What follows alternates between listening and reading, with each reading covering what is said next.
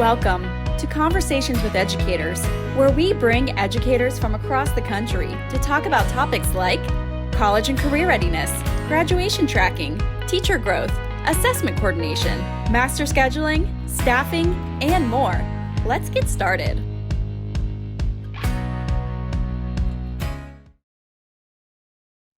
Hi, welcome everybody.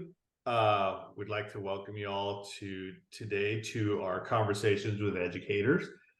Joining us today is a colleague of mine, Miss Dawn Whidden. Welcome, Dawn. Morning. And it's actually Hello. Dr. Whidden. And we have the honor of having a guest panelist today, Dr. Ivan Velasco, who is from Willis ISD. He's the Director of Learner Pathways at Willis ISD, and you're going to hear a little bit about him today. Also joining us today to help monitor the chat room will be one of our other colleagues, Miss Jennifer Kinnett. So welcome to everybody. I'm going to share my screen so that you can see the way today is going to go.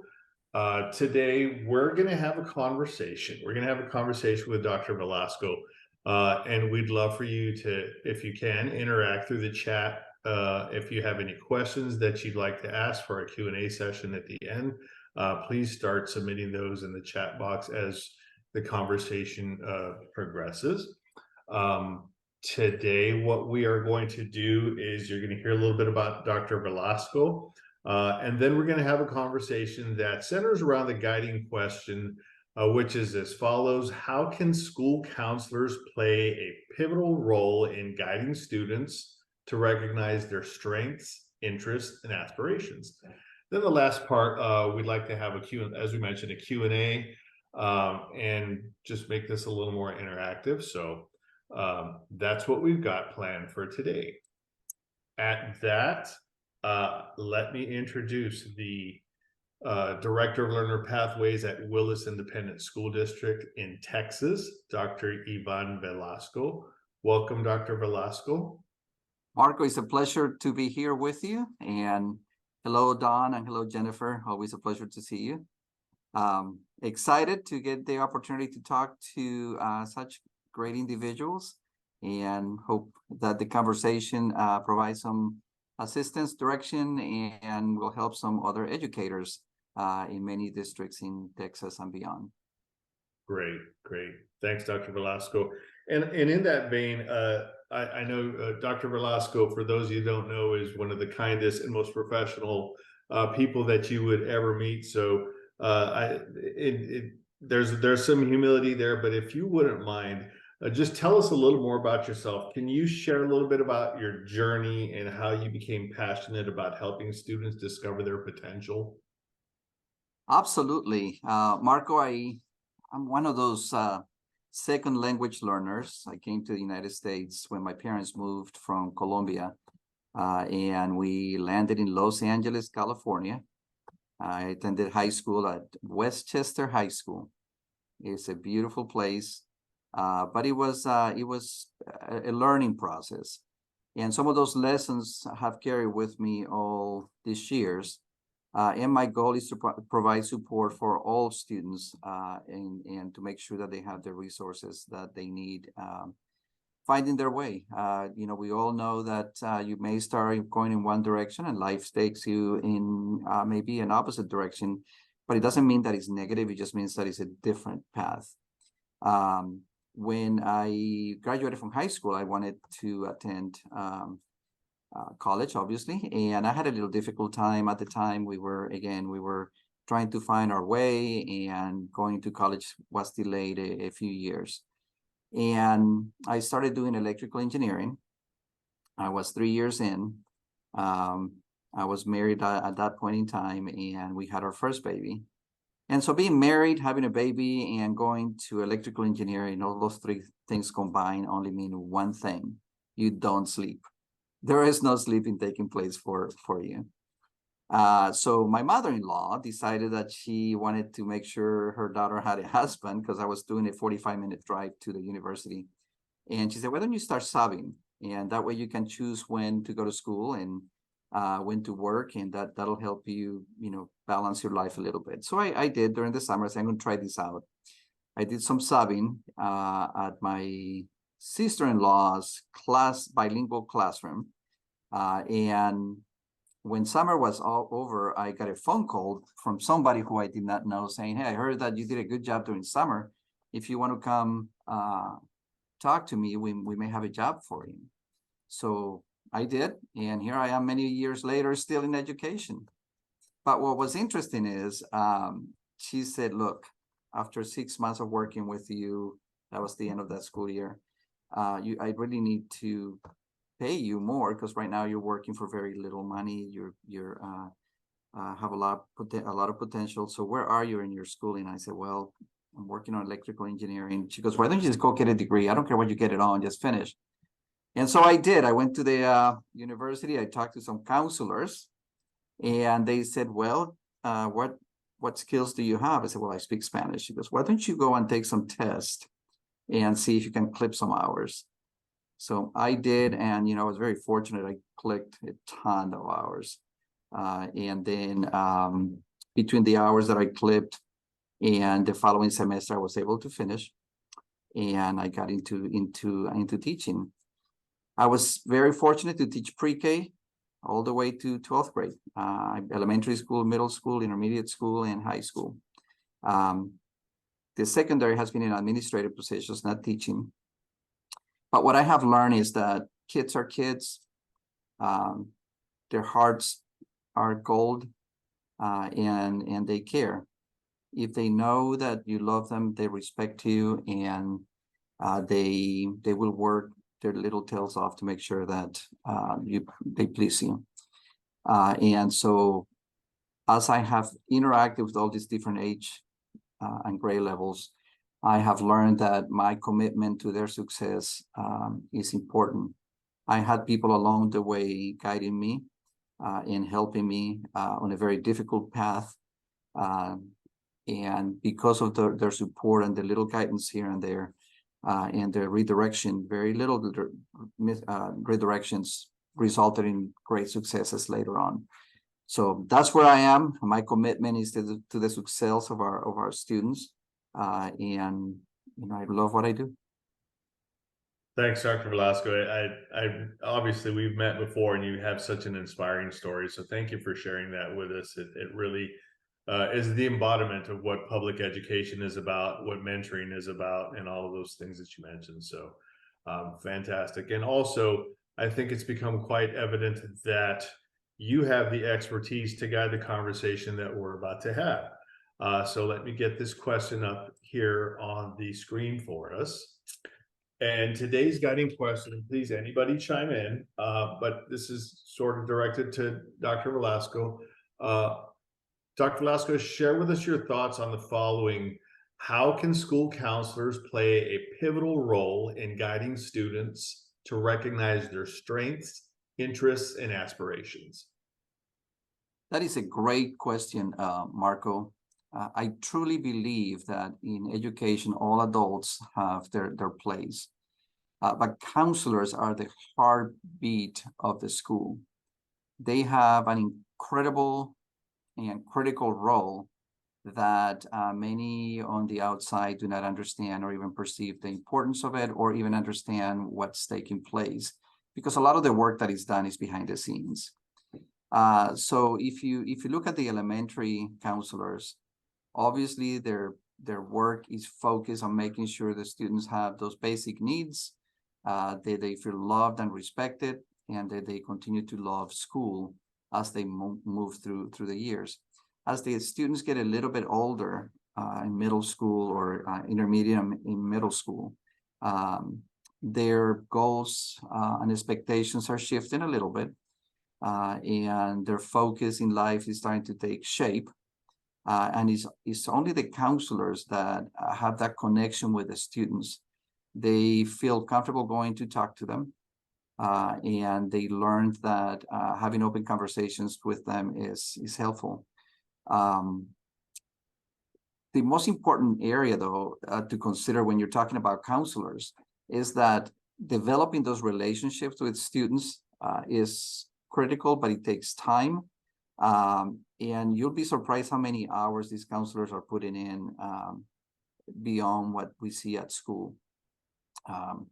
We also know that they have a very important role in making sure that our students are healthy. We know that EQ is as important as IQ, and that our students will not learn if they're not emotionally ready for learning.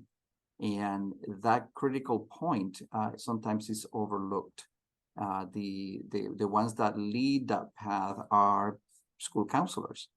And that becomes even more evident when you talk about the high school counselors, obviously. The role now touches all facets of that student, from making sure that they are not going in the wrong direction. If they are thinking that, and we all know that kids have very difficult challenges, especially as time goes on, they seem to be experiencing more adult issues at a much earlier age. And so suicide prevention becomes a very important and critical role. Drug addiction, we're starting to see more and more of it in our schools, and making sure that students are aware of how it starts and if they need assistance, where to go. All of that is driven through the counseling department. But for schools, obviously, graduation is important. Make sure that they're ready to go beyond high school. And that's mainly, what our counselors, that guiding piece that we were talking about earlier that helped me, is critical. So they have their career areas that they had to be responsible for. They have graduation requirements they had to be responsible for. They have the emotional side that they have to be responsible for, and their safety and security, obviously, that they lead in with information. So there is a huge facet of what they work with. We're not even talking about families that have issues with their kids. You have no idea how many times when a student is ill, the first thing I hear is the counselor is already on her way to make sure that he's okay at the hospital. And now we have regulations, and I know each of you are involved with this. 80-20 is a big thing, and school districts are required now to make sure that counselors are assigned 80% of their time, are assigning 80% of their time to working on counseling issues, and 20% to everything else. Well, that includes documentation, obviously, and that's one more thing that they have to be conscious of. I think that as leaders and district and campus administrators, our goal is to make sure that we provide all the resources that our counselors need so that they can be effective at what they do and minimize the amount of time that they waste gathering information and running reports and doing things that they really need to utilize on that 80% of their job, which is the most critical, obviously. So let me hop in here for we have a national audience, and just so you all know, 80-20 is specific to Texas. If you're sitting there thinking, oh my gosh, did I miss something? But yeah, I'm sure there's similar mandates throughout the nation as well. So thank you for beginning that discussion, Dr. Velasco. I have a couple of follow-up questions for you that we'd love to hear your thoughts on. The first is, what advice would you give to educators who are looking to create a more inclusive and supportive environment for students from diverse backgrounds and with different abilities? Well, our communities more and more are becoming diverse, not only in their thinking, their background. So we have to be very conscious of that, so that we can being inclusive is not just saying, you're welcome to come in, but understanding that they are coming from different backgrounds and that their experiences are of value to what we do at schools. Once you validate that, hey, I'm not that different, and what I have to bring to the table is actually appreciated, students and adults, I mean, that applies for all of us. The diversity piece applies not only to the students, but also to our community of educators and leaders. And so once we value what each individual brings to the table, the opportunity for discussion, just like we're having right now, the opportunity for, trying things that perhaps we had not tried before only because we were not exposed to it, but somebody comes in with, hey, this actually works, let's give it a shot.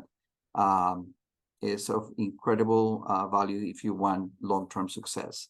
Also sustainability. If you're not inclusive in terms of allowing ideas from various perspectives, it's unlikely that you're going to be able to sustain success over time. However, if everybody is vested, involved, and valued, you can rest assured that success long-term does happen. So my advice, be very conscious, be very aware, be personally aware of your bias. I mean, we all have those. Biases can create some barriers, and we're all human. But if we're open to understanding that we are human and we can open our minds, that makes success a reality. Yeah, that you hit the nail on the head. I think that growth mindset is so important. Understanding that there's micro biases and macro biases, and just all of the things that go along with being inclusive. It entails constant reflection. So yeah, that's absolutely paramount. One more question, or maybe a couple more questions before we dive into the Q&A. Sure. Along that line, Dr. Velasco, what are some innovative approaches or initiatives that you've implemented at Willis ISD that you'd like to share with us?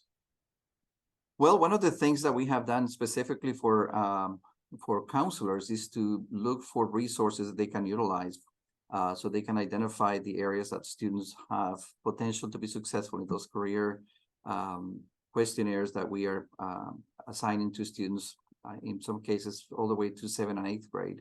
And obviously in high school, we do it as well every year.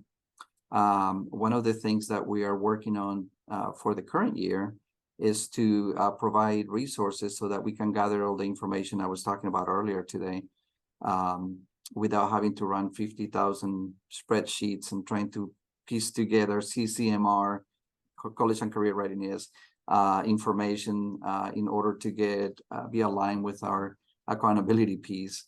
All of those things take an incredible amount of time just to gather the information. That's even before you start utilizing the data. And so one of the things that we have done, obviously, is to look at resources. Pathways is one of the things that I will bring. I don't know if I'm okay to bring that to the table over here with you guys. Yeah, absolutely. We have seen many different available resources out there. But I tell you what, Pathways, for those of you who are in Texas, is a great resource. It just brings all the information that is in your SIS into one single place that breaks down the information without having to run 50,000 spreadsheets. Now, don't get me wrong. I believe that you have to go back and double check every program, no matter what it is. And so you have to have put systems in place that you can go back and double check to make sure your data is working correctly, that the information that's being pulled from the SIS is appropriate. But once you get those bugs out of the way, is unbelievable the amount of time counselors can save by going to Pathways. Thanks for sharing that. Absolutely. Okay, so we are approaching the next part of our session, which is the Q&A part of the session, and we'd love to see if you have any questions that you'd like to drop in the chat. Please feel free to do so, and we'll monitor that. Any other questions for Dr. Velasco specifically that you would like to ask? And I will lead off with the first one that's been placed in the chat. Dr. Velasco, how can counselors ensure the face-to-face time with students is most productive? Well, I go back to being prepared. If you have, for many of our counselors, especially secondary counselors, have large caseloads and huge amount of expectations of their time. So they have to be very strategic on setting up schedules so that they can meet with students. But once they have the student in front of them, having the information about where the student is, if it is high school, where the credits are, where the areas of need are potentially happening, And obviously, what are the goals and expectations for the future once a student finishes high school? Having all that information is critical, because if you don't, you're going to waste a lot of trying to ask questions from the student, or to gather information from the data sources that you have with you. And unfortunately, you miss out on the most important critical piece, which is to have that conversation with the students. So be prepared. Have a system that applies to all your students, and make sure that when you interact with the student, that the most valuable piece of that interaction is that face-to-face, that building a relationship, and have the information ready, so it facilitates that process for you. Thanks. The next question we have is, Dr. Velasco, in your experience, what are some practical strategies that school counselors can implement to better understand the unique strengths, interests, and aspirations of each student? As I mentioned earlier, there's different ways that different districts utilize and different resources, but there's career surveys that are given to students, and that helps identify the strengths. You may have not all students want to go to college, but some of them have some very academic ability, even though they don't want to. And in some cases, because they don't want to, or because they just don't know that they have the ability to do so. So getting a quick understanding of what the strength of the student is allows you to have conversations about things that perhaps the students have not considered in the past. Also, for example, in Willis, we have a great career and technology department, and the CTE, by the way, is a beautiful building, offers incredible opportunities for students that necessarily either can't because of responsibilities at home, or they just don't want to go to college, but they can finish up certifications before they even finish school. So when they finish high school, they can join the workforce and be incredibly successful. Other students want to go into the military. And if we identify those career paths that they want to follow early on, we can guide them. We can make sure that they meet people that are in that field. We invite guests. I know that we have people from the Air Force and the Navy, and they come and visit our students. They have conversations with them. So I believe that that's what we need to do, continue identifying the strengths of the students, and then providing resources. I know we also do in our district, we bring different schools and not necessarily just colleges, but different schools for different trades. If that's what the students want to do, they have the opportunity to visit with our kids and provide information that they can share with parents, and hopefully, make the correct and most valuable career decision for them beyond high school. Thank you. A whole topic for discussion that for another time probably would be fantastic was the juxtaposition of looking at four-year colleges and guiding students in that direction 20 years ago versus today, which I think is, you've alluded to a couple of times that not everybody wants to go to college, and I think we've gotten so good nationwide and in Texas, or much better at understanding the different career paths that students have. So thanks for touching on that. Absolutely. Next question. I'm asked to spend a large amount of time doing these non-counselor duties that you mentioned.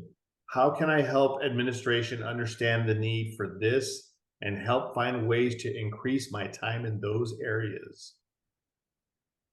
Well, it depends of where you are or where the district is in that process. I know that right now unfortunately, I don't know exactly where you are right now, but if you are in Texas, that is legislature. I mean, that is the law. It is required. And some districts are not there yet. And I know everybody is struggling to make that fit. In elementary campuses, for example, you have the principal, the assistant principal, and the counselor. And so in many instances, what's expected of counselors is aligned with administrative roles. And if you have a large amount of students, it's difficult to say that you cannot provide your support. I understand that. At the same time, we have to follow the law. And so working on clearly marking what you do day to day, and then breaking down how much of that is what you're doing that is counseling and what you're doing that is not counseling. And then being able to provide with minutes, with hours, with names of what the duties that you're performing. Have a conversation with your administrative team and say, hey, this is where I am, and I need to somehow balance this. If you're doing 80-20, but the 80 is non-counseling duties, that is a very serious issue that has to be addressed, because it would be something that is right now against the law. I know TEA is in the process of letting districts know where they're going to come in and check, and districts are supposed to be having that in writing and be able to provide that when they ask. So my advice to you, if you haven't yet started, make sure that you have a very clear log of everything that you do, how long it's taking you to do it, and then have a system that allows you to calculate whether what your non-counseling duties is larger than that 20%. And if it is, then a conversation with your administrative team is required. Thank you for that, Dr. Velasco. You know, you mentioned earlier one of our products called Pathways, and what we just like that we're winding down at the end. So I'd be remiss if I didn't kind of talk a little bit specifically about that. At Education Advanced, what we do is we offer a suite of products, and that's what's powering this conversation today. And the one that you were mentioning is Pathways, and it's a wonderful tool that makes it easier for your counselors to focus on students and do that so that 80-20 becomes feasible. But just wanted to throw that out there before we close up our session. I see that our Q&A box is empty now, so we would like to thank everybody for joining the webinar today. Most specifically, Dr. Velasco, for sharing your expertise, for sharing your story with us, and just reminding us that the nation, the state, every United States is full of wonderful people like you, wonderful educators that are out there every day making sure that students can achieve their goals and their dreams, and it's just it just feels so wonderful knowing that people like you are out there, sir. So thank you again for joining us. Well, thank you, and thanks for all the fabulous individuals that attended our webinar today. Thank you, Marco. Yes, sir. And you've got the slide up on the screen. If you need any more information, this phone number is right there for you, or you can just reach out to us at educationadvance.com. And we hope that you join us for our next Conversations with Educator. Thank you for coming, and have a wonderful day. Thanks for joining us. If you want to learn more about college and career readiness, graduation tracking, teacher growth, assessment coordination, master scheduling, and staffing, be sure to subscribe to our newsletter. Until next time.